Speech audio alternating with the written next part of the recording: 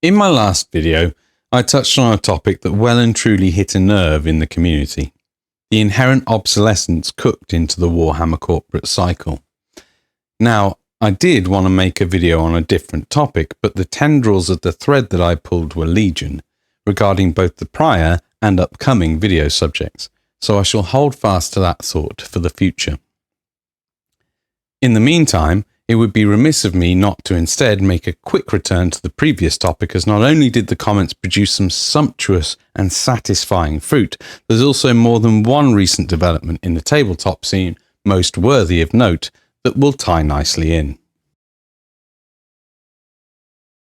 First of all, I'd like to ruminate on and reveal to those that missed it the fundamental facts and facets of my furore, as to some, most likely those short of attention and unable to sit through 33 riveting minutes of one of my finest performances to date, the point seemed entirely missed. For some, the takeaway seemed to be that your minis are literally like a dying light bulb. Though the point was not that your minis are like a literal dying light bulb, the light bulb was an analogous mechanism. Thankfully, the vast majority of people understood this aspect, but obviously I wasn't clear enough by not having put it into a 50-second short with absolutely no nuance.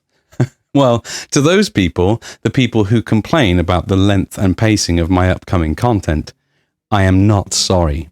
If you do not know by now the damage that short-form content is doing to you, then you will never learn. Take your low time preferences elsewhere. Be gone, wretch, back to the depleted dopamine pits from whence you crawled.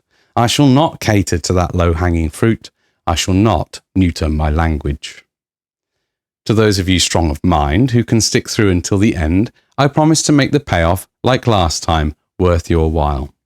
Furthermore, remember, it is you who will gain the fruits of the garden. The meek and humble, as they say, inherit the earth. No, the point was not the title of the video. The title of the video was deliberately evocative, as I would always aim for my video titles to be. The point of the video was to ask, what if we made things to last? And who is it that decided that this obsolescence became so obligatory? They were posed and left open because it's not upon me to answer them for you. I can but lead you there. It's possible that many of you are perfectly aware of what I was driving at, and some of you made inferences as to what that could be. I'm not here to answer that question today. Instead, the purpose of the product was, aside from spreading a little awareness, in this case, its fruit, which I am thankful that many of you came bearing. Yes, the fruit you bore sequestered seed, and the seeds I will plant here, in this moment, in the flower beds of your minds. I leave it up to you if you wish to water this seed, but fair warning, the seed in question and the fertile ground in which I hope I am planting it, given time and care, will bear fruit to you for generations to come.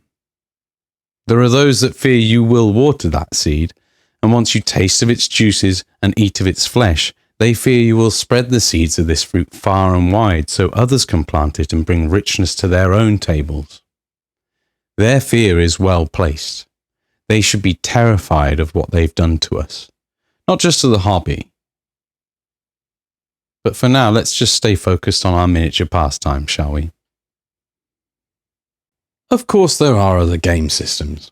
Many manufacturers of universes that are worthy of exploration and inclusion in your catalogue of tabletop immersion settings abound. One-page rules got several mentions in the comment. That's a common referral received by those wishing to find alternatives to the shifting sands of the Warhammer scene. Sadly though, the offerings from one-page rules, whilst they do provide perfectly functional rule sets that are equally enjoyable, if not more so for some, they lack the complexity often found and sought in most editions of our favourite franchise, leaving enthusiasts aimless and rootless in their exile. Battletech got more than one honourable mention, but when you make that suggestion to people who are into big armies of flesh sacks with full freedom of movement, and the suggestion you're making is for a really small skirmish experience with tiny mechs in a hex grid system, you naturally lose the interest of those you're trying to capture. Then there's a suggestion to stick to a game of past or present and get off the roundabout for good, to which I concur is a good choice if it's one you can easily make. Picking up all the armies and codices rulebooks for the current edition of Warhammer 40k would set you back £964.50 in the UK. That is rent and the usual bills for a month to many people here. But then you would be set up for 40k games for life, I guess. It's not an option for some, but to others, it might seem like a good idea. If you got all the codices off of eBay for second edition, then you'd be looking at £563.27 when I last checked in preparation for this video. A bargain, frankly. Full collections for 5th and 7th edition won't set you back nearly as much and be easier to hunt down than the rare second edition copies. However, the disparity between codices availability is huge across editions. Second had 11 codices, whereas 9th had 26. Mechanicus, Tau, Knights, Demons, Necrons, Custodes, Squatans. Most of the sub-factions for both Loyalist and Renegade Astartes never received a publication in second edition for obvious reasons. It could all be fixed with some homebrewing in conjunction with the army list and war gear supplements. Back in the day, if you cooked up a custom successor chapter, then you carefully craft a codex to match it.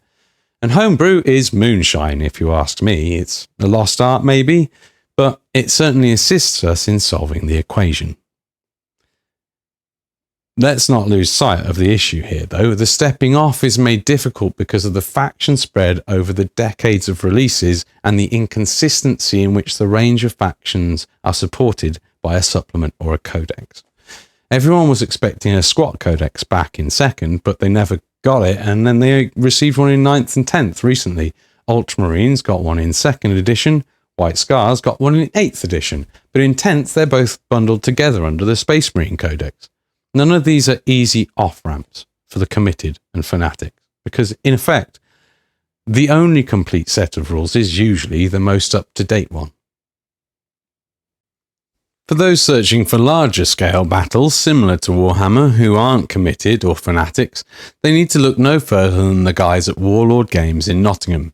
At the club, back when I was gaming as much as I was painting about 9 years ago, the lads who were playing bolt action were the ones who were having the most fun rolling dice.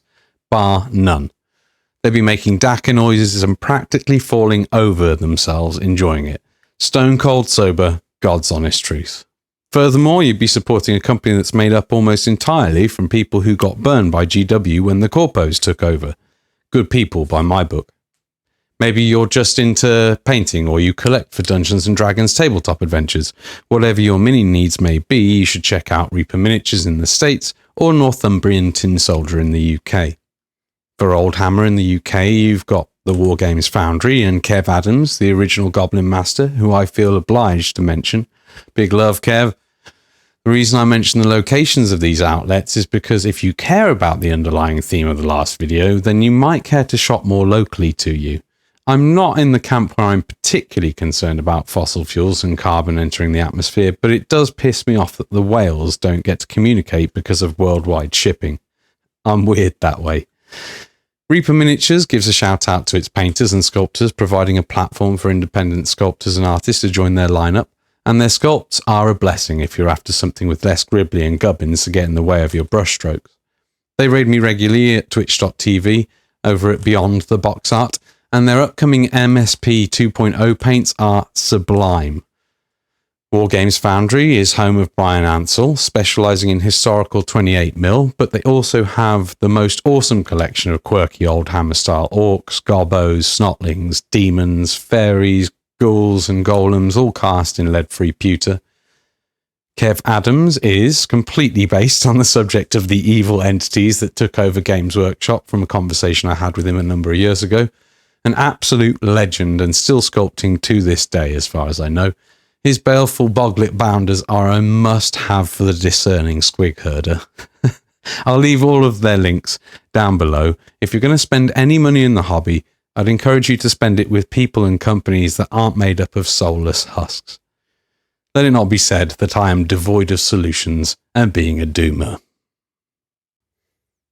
But as great as all those other companies and individuals are, and they do not offer a key to Games Workshop's lock. No way to easily use your current collection of models without remaining firmly in the teacup. They're still locked in the garden. In a way, we're locked in with them. And that's where all of the recent developments that I've become aware of come in.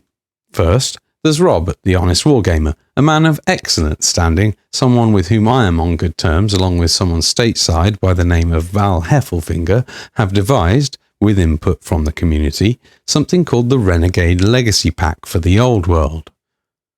The rules found within the Legacy Pack are free to use in conjunction with the official Old World Legacy Army PDFs, which, for context, Legacy is where GW usually puts armies to die. A Legacy PDF is a cast-off second-hand thought to keep the complaints inbox at GW less like Channel 4's was when Kathy Newman did the "So What You're Saying Is" bit with Jordan Peterson back in 2018. It's a scrap piece of paper that says, these armies will not be supported soon. But in context of actual gameplay and how this affects the players, people whose collections would otherwise be effectively null and void, they are now playing those old Skaven, vampire counts and demon armies, to mention but a few, in competitive tournaments against the will and desire of the Warhammer shareholders and board members, and all thanks to the hard work of the Ubermensch Chads at Square Based. And this development presents the titular question in all its naked glory for all to see. What if we could own Warhammer and be happy? It's not the first time this has happened. The Liber Panoptica is an unofficial, community-created war gear expansion and supplement for the Horus Heresy. Developed by the Age of Darkness Discord server to maintain the usability of people's miniatures that otherwise were to be led out back of the shed by James' workshop, strapped down and shot in the front of the face with a 12-gauge errata. The Liber Panoptica, much like the Renegade Pack for the Old World, acts in this case as a ballistic helmet rated for protection against orbital barrage strikes, and they leave James sad and out of ammunition. The most recent rule set I became aware of to save the wargamer from the satanic mills of the Warhammer cycle comes from the aforementioned one-page rules who, alongside with a whole host of STL companies and mini manufacturers, are collaborating to release something called Worlds Beyond Brawl. The name sounds a bit clunky, but it promises to provide rule sets that will allow cross-compatibility across an immense range of models and factions, from Malifaux and Infinity to War Machine and Warhammer and much, much more. It may not seem like a good solution to the few people who are hell-bent on achieving that dense tome of rules that Warhammer offers, as I said earlier, but I think that's a very small amount of people who, given a few games of something less bloated that allows for them to still enjoy the lore of their favourite faction, they would probably change their minds. Understandably, in your friendly local gaming store, it's not an easy sell. It could put store owners on edge. It inevitably will if people were to stop turning up with 3 tomes from GW and instead some home printouts. It would make the decision on whether to fill up on GW stock when the next edition drops more questionable. It's hard to see how anyone in that position would go about future-proofing themselves from the seemingly impossible chance of if Warhammer goes under. But if every FLGS had a client base which didn't substantially reduce in number every 3 years or so, what would our FLGSs look like now? I don't know. I'm not in the position to be running my own store, and I have the deepest of sympathies for those out there doing it. It's a community service even if there is profit in it. But in answer to that question, I think we wouldn't have seen so many store closures if the burnout wasn't so ingrained into the market leader's cyclical sale model. In a way, it's a bit like the light bulb, and a point of which seemed largely missed. If this strangulation of the industry wasn't going on for all this time, what great things, what great improvements could we have seen? What great works or innovations never happened as a result of the last 20 years of Warhammer trying to lay claim to anything and everything under the wargaming sun?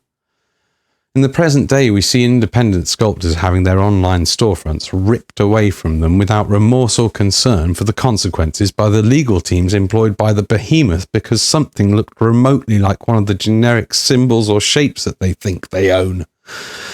For those worried about exiting the walls of your garden, I say be brave.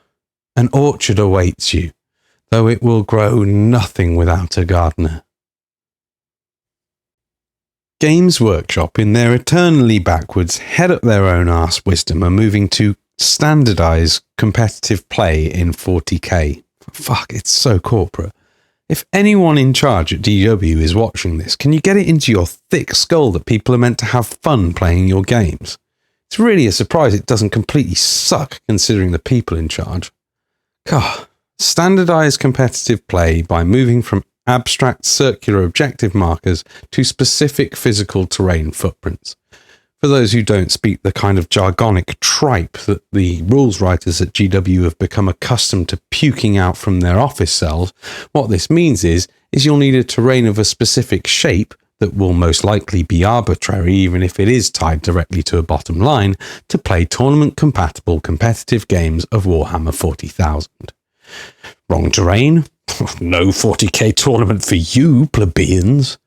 What this means to the tournament scene, well, if you're running a tournament that doesn't have official GW backing, with terrain being sent out cost-free to satisfy your needs, then you might be understandably a bit worried as to how you're going to fill the 100 tables worth of footprint-specific terrain without giving Games Workshop all of the earnings and then some from the ticket sales of your event. Even if you 3D print from someone who inevitably releases compliant terrain STLs, which of course someone will, you're still looking at a hefty amount of time, machines, resin or filament, and painting that you'll probably have to do each and every time GW changes the shapes. That'll probably be every year, which means you might as well give all of that work away at the end of each event if it's an annual occurrence. Maybe think about pricing it into your tickets and promote it as a goodie bag that players could walk away with. It's an idea. Either way, this is a subscription model by proxy. A future paywall that ultimately, like so many of Games Workshop's questionable business practices, stands to make the cost of supporting their product insurmountable to almost all independents. If Games Workshop increased their firm and decisive grip on the tournament scene, what kind of plans could they then enact?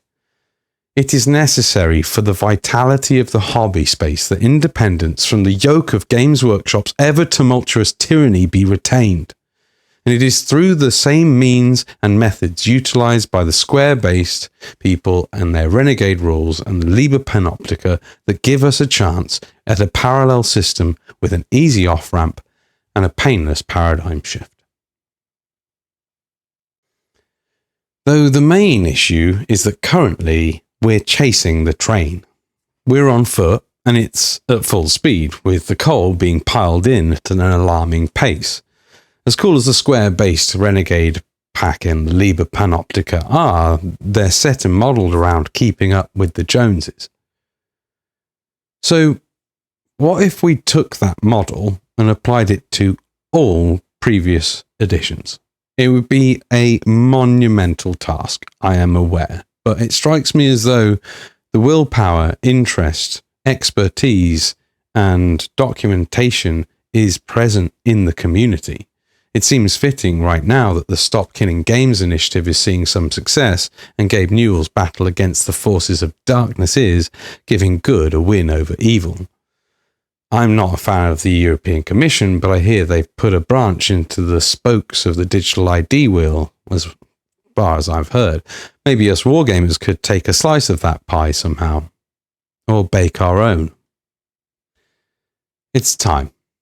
We can feel the change. It's not coming. It's already started. We're in the eye of the storm. It's not just come for Warhammer, and it's by no means over. Your right to ownership is yours to keep. But heresy grows from idleness, and the heresy is relinquishing you of your ownership.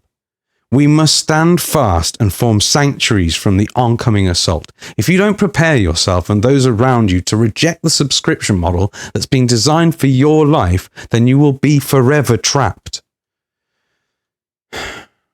Leave your comments down below, please, and we can continue to evolve this conversation further.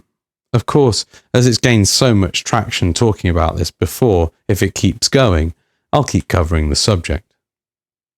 Be well, question everything, and have fun with your hobby.